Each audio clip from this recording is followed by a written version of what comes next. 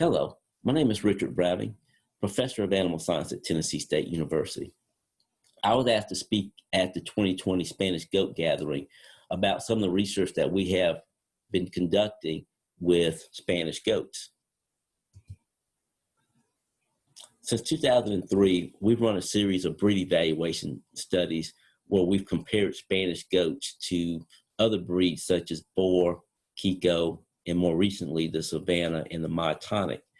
And all this research has been designed to generate information that producers could use to make some informed decisions on what breeds they may want to incorporate into their breeding programs.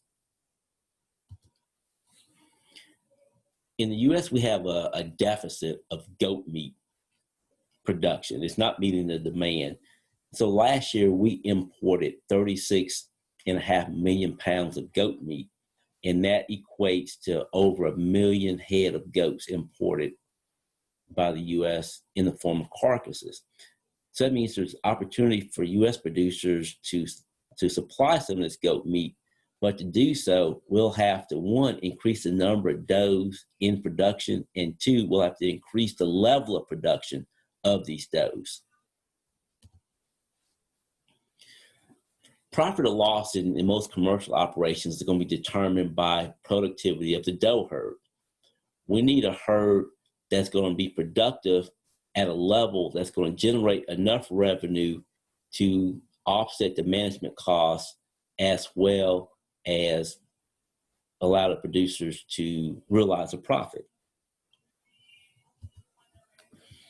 So to achieve herd profitability, we probably want to start off by setting up and maintaining a low to moderate input meat goat management system, because profit margins are low for commercial meat goat operations. So we need to keep our costs down while at the same time try to maintain an adequate level of doe herd performance so that we're in a better position to realize profit in the enterprise. So as we move towards a low input management system,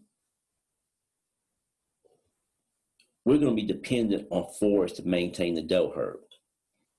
And our forage base needs to be a combination of grasses and browse species. We don't want to rely solely on grass, because that is going to lead to problems down the road with animal health and low performance. That's going to require us to increase our management inputs, increase our management costs, and reduce our chance of profitability. So we want a combination of grasses and browse species, particularly in this part of the country, if we're going to maintain a profitable commercial meat goat operation. So our primary traits of economic importance, production traits of economic importance, are reproductive traits, growth traits, and carcass traits. And whether we're talking meat goats or beef cattle, these are the traits that we focus on whenever we're trying to determine where we need to make improvements in our operation. Now, in the beef industry, a number of economic analyses have been conducted, and with much consistency, reproduction comes back as the most important driver of profitability as compared to growth rates and carcass traits. And we can say with meat goats that the same thing is probably true, that reproductive performance is more important than growth rates and carcass traits. So we need to really pay attention to reproduction in our programs. And that kind of ties back to doe herd productivity. So in this talk, we're going to focus on the three primary meat goat breeds that are managed in the United States, those being the boar, the Kiko, and the Spanish. In this first graph, we're looking at reproductive performance as measured by litter size weaned. And let's just pay attention to per doe exposed. And so this number is really showing us the number of kids weaned in the summer per doe exposed to the bucks in the fall. And we found that our Spanish does at 1.5 kits weaned per doe exposed were more productive, significantly more productive than our board does that were weaning off less than 1 kit per doe. And the Kiko does were fairly close to the Spanish does, but the Spanish does certainly outperformed those board does. If we look at another measure, which now litter weight weaned, we see that the board does were weaning off fewer pounds than the Kiko and the Spanish. The Spanish were weaning off 18 more pounds than the board does. Now, the way that we bred these does is that this was a 3-breed diallel, and so every breed of doe was bred to every breed of buck. So if I had a Spanish doe and she stayed in the herd for 3 years, 1 year she was bred to a Spanish buck, 1 year she was bred to a Kiko buck, and 1 year she was bred to a board buck. And if she stayed in the herd for a 4th year, she started that rotation all over again. And that happened for all 3 breeds of doe. So we took the sire breed out of the equation for the most part. Note that 2/3 of all the kids that we were producing were F1 crossbreds, and 1/3 of all the kids were straight bred kids. But what we're seeing here is that the Spanish does are a viable option for commercial Miko production as a maternal breed. Now we're looking at doe stayability, and this shows us the ability of does to stay healthy and stay reproductively sound and productive in the herd. Does would have left the herd because either they died or we had to cull them out the herd because they were reproductively unproductive. And we would give does 2 chances before we would cull them out the herd. So once a doe missed weaning kids for whatever reason, a second time they left. This line here represents the 50% survival rate. Now, does had the opportunity to stay in the herd for 6 years of production. This line shows where the point at which half of a population of goats left the herd. So for our board does, half of them left the herd between the 2nd and 3rd year. So we got no more than 2 to 3 years of production out of our board does. Whereas if we look at our Spanish does, half the herd did not leave until year 5. So that means we got 2 to 3 more years of productivity out of our Spanish does than we got out of our board does. And this is important because there are economic and biological costs associated with does leaving the herd early and having to be replaced. So we want does that are going to stay in the herd for an extended period of time. And this is a good number for the Spanish goats, that they're staying in the herd for 5 years of production on average. Issues of reproductive failure, elevated death rates in goats could all be tied to some extent to internal parasites. And in this part of the country, this is probably the primary obstacle to efficient doe herd production. So on the study, we collected fecal samples on these does when they weaned their kids in the summer. So we're looking at fecal counts that were recorded on does at the end of the pre-weaning / lactation period. And we found that our Spanish does maintained lower fecal egg counts than our board does, meaning that our Spanish does, even though all these does were grazing on the same pastures, our Spanish does maintained lower internal parasite burdens, internal parasite loads. And if they could do that, and we're advocating for a low cost, low input forage-based production system, we need does that are going to be able to go out there and forage and not succumb to the internal parasites. So toward the end of the study, we decided to do an economic analysis. And so what we have here are the management costs per doe per year over that 5 to 6 year period. We looked at variable costs and total costs that would be variable plus fixed costs. And we looked at the income of these does for each population. Income could have been derived from either the sale of market kids, and we sold market kids at $2 a pound. There was a sale of cull does, that generate revenue, and we sold a few of the crossbred doelings that were weaned, and we sold those for about $70 to $75 a head at the time. Now, in our production system, with these management costs, which were higher than I thought they were, we still turned a profit for our Spanish does, whereas with our boar does, we were experiencing net losses of over $50 per doe per year. And this is what we want to see. Now, certainly, as market kit prices change, these numbers would change, as well as some of our input costs. But generally speaking, these does in our production system were profitable, and that's what we're looking for. And again, based on about a $90 to $95 input cost or management cost per year. And these are numbers that you should know in your herd. Now, we moved on to a second study where now we added boar Kiko crosses and boar Spanish crosses along with our straight breds. Now, in this study, we lowered the level of management, and that resulted in a corresponding drop in the level of reproductive output in the does. But we still found that our boar does were not as productive as our Spanish does. But the important part of the study was to look at the Spanish does compared to the Spanish boar crosses, because we know that a lot of commercial herds are using crossbred does that have some boar genetics in them. And what we found was that if we incorporated boar genetics in the doe herd, it did not result in any beneficial improvement above the Spanish doe in terms of reproductive output. Again, we're looking at litter size weaned per doe exposed. So adding boar genetics did nothing for us in terms of reproductive performance.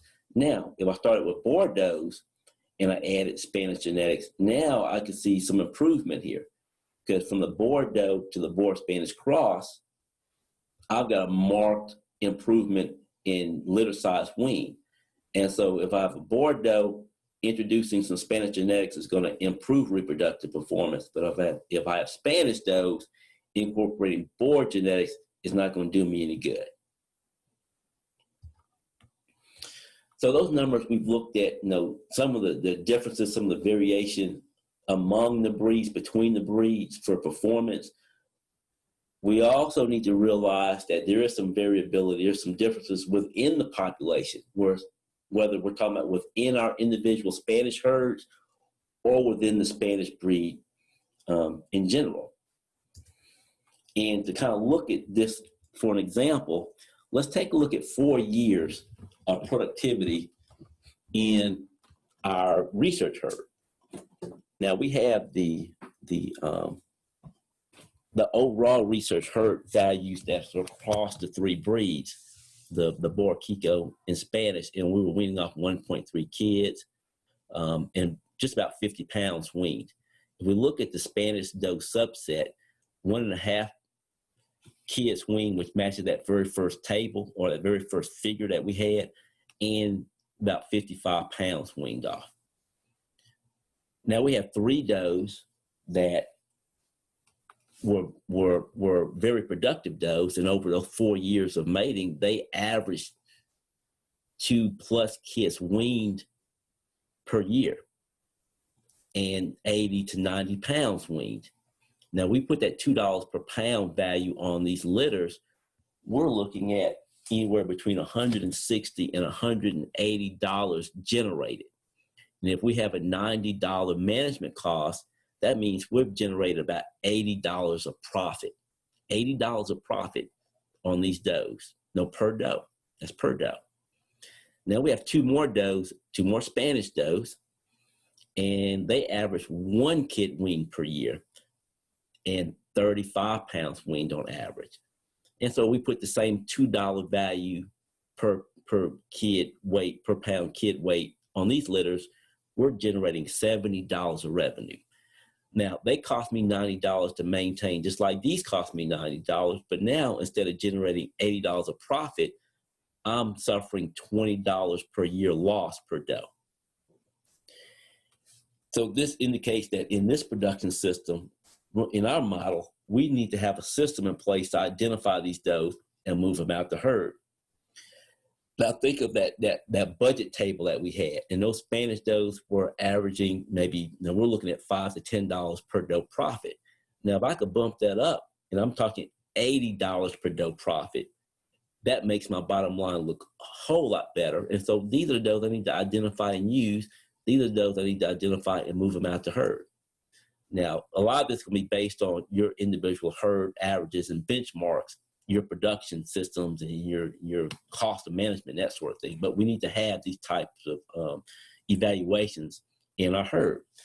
And that leads me to a quick mention of setting performance goals. Looking at the productivity of your herd. We've talked about productivity. You have to have a way of measuring that. So set some herd performance goals. And record some data on reproductive performance. Record some data on growth of your kids, pre-weaning or post-weaning. Maybe do some fecals to see if there's any health issues there that you might want to take care of in the herd potentially. And this records a little bit of record keeping.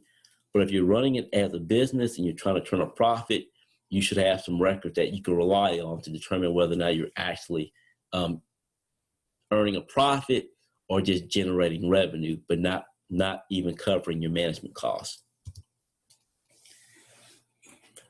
Now, most of us at some point in time have either asked somebody or have been asked by somebody, what breed should I use to develop a meat goat herd? We asked that back in 2003, but there was no answer, no research-based information that would answer that question at the time. Very limited, and it was really hard to find. Now, for this audience, I'm going to modify that question and pose to you, how should Spanish goats be used in a commercial herd? Now, let's think of the producer that's just getting started and they're wanting to build a herd.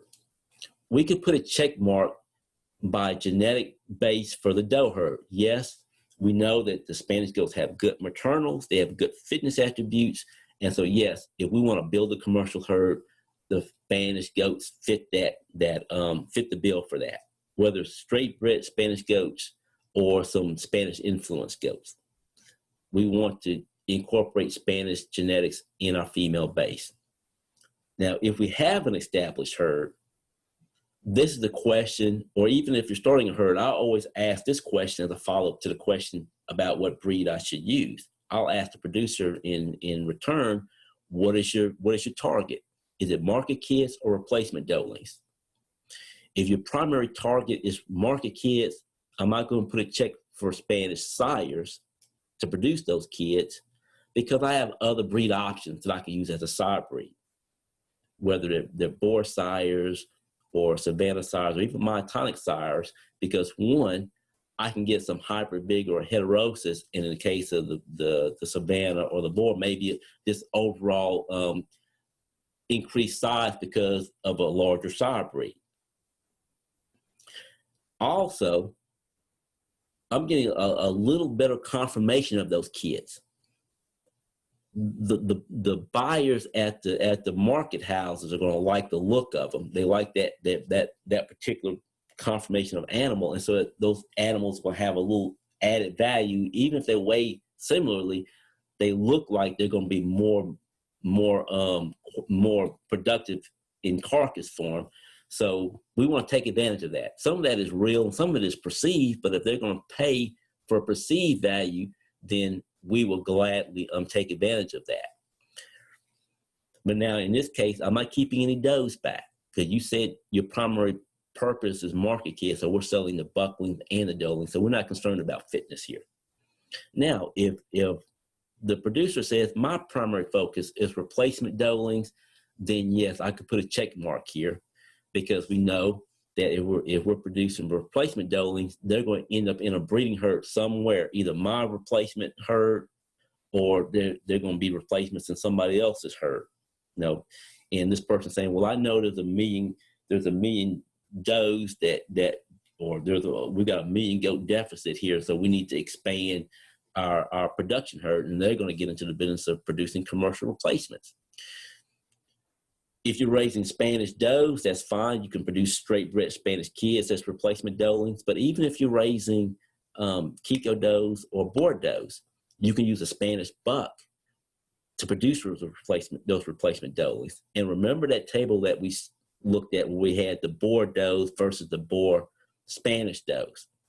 A big improvement in performance of those goats. And so we could take advantage of that. Yes, we're producing some market kids because we're producing a bunch of bucklings, but that's not our primary focus. We take those bucklings, get paid for them, but we're really going to get paid based on these replacement doelings that we're going to sell because of their good Spanish genetics that they carry. Okay. And as C-stock producers, you should enter in these conversations with folks that are coming to you to buy your genetics because you want to put them in a position that they're making money using your genetics. So you want to make sure they're using your genetics in the right manner. So as we start looking at trying to set up a profitable market kid production system that's going to be based on forages, it's going to be important that we have a good maternal genetic base. Because I can produce these good market kids here with Spanish does, as long as I know how to breed those does. Okay. Use the right sire on those Spanish does, I can get good market kids. And so in most commercial systems, Spanish goats are going to work. And you've noticed throughout this talk, I've mentioned commercial, because I'm not as focused on the seed stock sector where they're selling goats for $500 to $1,000 a pop. I'm looking at the commercial folks that are selling goats, again, at the sale barn, at the local market for a couple of dollars per pound. And they need to have genetics that are going to allow them to keep their management costs low, still have adequate level of doe performance, and have good kids to take to the market, or produce good doelings if they're trying to produce replacement doelings. Conservation breeding is important, not only for the breed, but for the industry, because now we know that Spanish goats are not only an interesting goat with a good story, but they also have some genetic merits that are of value to the commercial sector. Now, when we got started back in 2002, 2003, there was no goat listing. There was no association. It was just word of mouth, and you had to really look. And being in Tennessee, there just weren't any Spanish goats to be found. So all of our goats came out of Texas. But the work of the Livestock Conservancy and the Spanish Goat Association has made it a lot easier to find Spanish goats now. And again, the nice thing about Spanish goats, you have a really nice history narrative, but now you've got data to go along with that narrative to make these a very valuable heritage breed for not only the conservation breeder, but also for the commercial breeder. So as we start wrapping things up, a couple of notes here, and these are really two sides of the same coin. Proper selection of good maternal goat genetics is important for enterprise profitability. If you pick the right breed of goat for your maternal genetics, and we know that Spanish goats, based on the data, Spanish goats fit that bill, that makes management a whole lot easier, and it makes profitability more of a possibility. Now, on the flip side, if you make some poor choices of breed for your doe herd, you're not going to manage your way out of that. Many folks have tried, very few, if any, have succeeded in managing their way out of poor maternal breed selection. And it's not going to be sustainable for the most part. So we want to stay away. We want to stay away from here. We want to start off with some good genetics, start off with a good foundation, and it makes everything a whole lot easier. All the images that were in this presentation as we wrap this up were all from the research, herd. So you got a chance to you got a bit of a virtual tour of the research herd as we went through that slide set.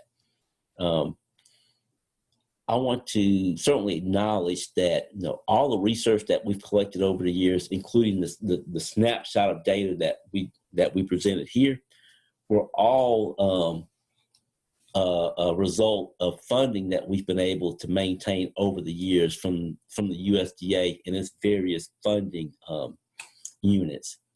Meat goat research is hard to fund because meat goats are not a mainstream livestock commodity species. So, we've been very fortunate to be able to get a few dollars here and there to really maintain this research endeavor to really help to advance the meat goat industry. And all the data that we've collected and all the management that goes on to maintain this herd, I talk about we includes my wife, Dr. Maria Browning, that has been instrumental from the start in various aspects of the research program, primarily looking at when we look at the internal parasite component of the research. She has been at the forefront of that area of work.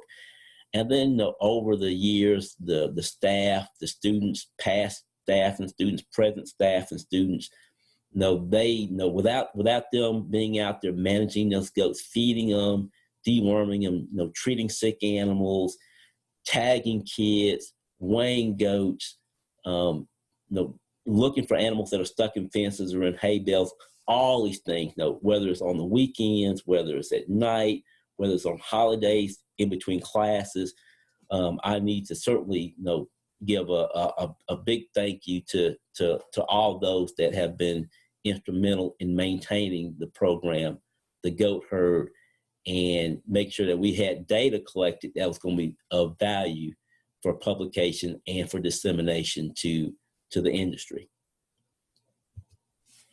So with that, this is my email address. If you have questions about the presentation, or if you have questions about what we're doing right now, what we've done in the past, or what we plan on doing, drop me a line. That email address, you can find it at our website. We have a lab website where some of these papers are posted that we've published over the years. You can find this website by just doing an internet search. Just type my name, Richard Browning, and TSU, and this website will come up. And I welcome any inquiries that you may have. So with that, I'm going to close. I like to, express my thanks to you for sitting in on this talk, and hopefully there are some things in here that we talked about that you find of value and gives you something to think about as you start considering what you want to do, what your next moves are in your meat goat breeding program. With that, I hope you enjoy the rest of the 2020 Spanish Goat Gathering, and I will close, and maybe I will see you somewhere down the line in the future. Have a good rest of the day.